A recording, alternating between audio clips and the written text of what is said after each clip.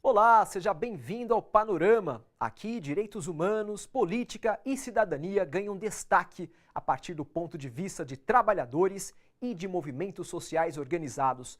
Você acompanha reportagens produzidas e exibidas no seu jornal, o Telejornal Diário da TVT. O Panorama de hoje começa tratando de um assunto que afeta milhares de mulheres: a violência doméstica. A gente sabe dos prejuízos emocionais e psicológicos nas mulheres que são agredidas. Agora, uma pesquisa mostra também os impactos da violência doméstica na vida profissional das vítimas e na economia do país. É a primeira vez na América Latina que uma pesquisa mede os impactos da violência doméstica na vida profissional das mulheres. E as conclusões são alarmantes.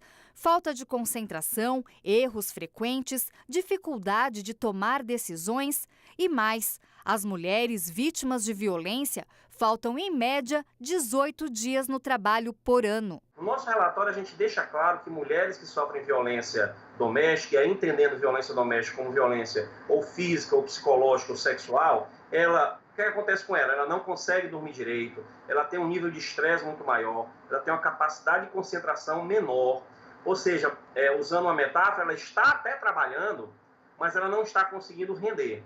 E, evidentemente, quando a violência chega a um nível muito alto, ela sequer vai ao trabalho, ela se torna uma pessoa que vai faltar. Então, todos esses aspectos vão começar o que a gente chama de depreciar a capacidade laborativa da mulher. Embora a Lei Maria da Penha, no artigo 9º, parágrafo 2º, inciso 2, ela fale lá que o juiz ele pode determinar a manutenção de vínculos empregatícios durante o período de 6 meses para essa mulher. Mas essa previsão da lei ela é pouco executada. A gente não vê, eu pelo menos não conheço nenhum juiz que tenha decretado isso. O estudo foi feito pela Universidade Federal do Ceará em parceria com o Instituto Maria da Penha e com pesquisadores da Europa e Estados Unidos. Eles acompanharam 10 mil mulheres de 9 capitais nordestinas, sendo 1/3 delas vítimas de violência doméstica. A pesquisa ainda constatou que as mulheres que sofreram agressão no lar ficam 22% menos tempo empregadas do que as outras. Além disso, os salários das vítimas de violência são, em média, 10% menores. Em Fortaleza, a diferença salarial chega a 34%. O resultado financeiro é um prejuízo de R$1 bilhão por ano para a economia do país. Esse é um valor mínimo, tá certo? É muito mais do que isso, porque a gente contabilizou apenas o impacto no salário das mulheres, por causa da falta ao trabalho. Então, esse valor de aproximadamente R$1 bilhão por ano, eu te diria certamente que é uma boa aproximação, mas uma boa aproximação para um mínimo. O estudo mostra que a violência doméstica atinge mulheres de todos os segmentos e classes sociais, mas as mais prejudicadas profissionalmente e financeiramente são as mulheres de baixa renda. Quanto mais você tem uma maior renda, você consegue ter mecanismos de contornar, de se defender em relação a isso, tá certo? Por exemplo, se você é uma mulher com mais condições financeiras, você tem condições de ir ao médico, de fazer um tratamento fisioterápico, tá certo? E etc, etc. Quando você desce a escala de remuneração, esse fenômeno se torna muito mais agressivo e profundo. O governo Temer conseguiu unir metalúrgicos de várias tendências políticas contra os retrocessos previstos nas reformas. O Movimento Brasil Metalúrgico iniciou uma agenda de enfrentamento contra a reforma trabalhista, a terceirização e a reforma da Previdência. A repórter Vanessa Nakazato acompanhou as primeiras atividades dos metalúrgicos em São Bernardo do Campo. A empresa vai poder negociar com qualquer um dos trabalhadores. Esta assembleia, na indústria de estamparia Pascoal, em São Bernardo do Campo, foi a última das 4 promovidas hoje pelo Sindicato dos Metalúrgicos do ABC. Os sindicalistas se dividem nas portas de várias empresas da região para fazer panfletagens e conversar com os trabalhadores. O objetivo é alertar sobre os direitos que estão sendo retirados com a aplicação da reforma trabalhista e mobilizar os metalúrgicos para o Dia Nacional de Luta, Protestos e Greves, em 14 de setembro. No final da nossa Assembleia, fizemos uma votação, a qual foi aprovada por unanimidade, né? 100% do pessoal abraçou a causa e está disposto à luta se for necessário. Isso é muito importante para a base nesse momento, que a gente precisa de todo o apoio da classe trabalhadora. A semana do esquenta foi tirado lá na reunião das centrais e isso está acontecendo não só aqui na nossa base, a nível de metalúrgico nacional, ou seja, no Brasil inteiro. A categoria metalúrgica está se mobilizando e se preparando para o dia 14. É o alerta, né? Porque hoje nós temos uma grande mídia aí que está dizendo que é bom, que essa proposta da reforma trabalhista irá gerar 1 milhão de empregos. E o que, na verdade, nós estamos no dia a dia com os trabalhadores e trabalhadoras, a gente vê aí pleno desemprego, né? São quase 15 milhões de pessoas desempregadas. E o ABC não está fora disso. E as empresas vêm nos reclamar, propor demissões e na alternativa que vai ter com essa reforma trabalhista é a perda de direito. A Semana do Esquenta também acontece em outros estados. A agenda foi definida na última reunião do Movimento Brasil Metalúrgico, que reúne sindicatos filiados à Central Única dos Trabalhadores, Força Sindical, CSP com Lutas e Central dos Trabalhadores do Brasil, de vários estados. É a união dos metalúrgicos brasileiros na luta contra a perda de direitos imposta pelas reformas trabalhista e da Previdência. Só junto que a gente vai conseguir vencer essa batalha, não é só o sindicato enquanto instituição. O sindicato, junto com todos os trabalhadores formando a sua base, a gente consegue sim barrar não só nas mesas de negociações, mas também através da campanha salarial. Uma das mais recentes medidas do governo Temer foi o anúncio de um enorme pacote de privatizações. São aeroportos, hidrelétricas e até a Casa da Moeda. Ao todo, 57 projetos serão colocados à venda ou concedidos ao setor privado. Para o governo, as privatizações colocam as contas públicas em dia, mas especialistas denunciam que a medida acaba com os recursos do país. A reportagem é de Jô Miyagi. A intenção do governo Temer de privatizar a Eletrobras é só a pá de cal numa empresa que já foi negligenciada e usada como moeda de troca por todos os governos, desde o presidente José Sarney em 1985. A opinião é de uma autoridade no assunto, o professor Hildo Sauer, vice-diretor do Instituto de Energia e Meio Ambiente da USP. No Brasil, nós, infelizmente, aquilo que a gente achava que era uma democracia se converteu numa cleptocracia.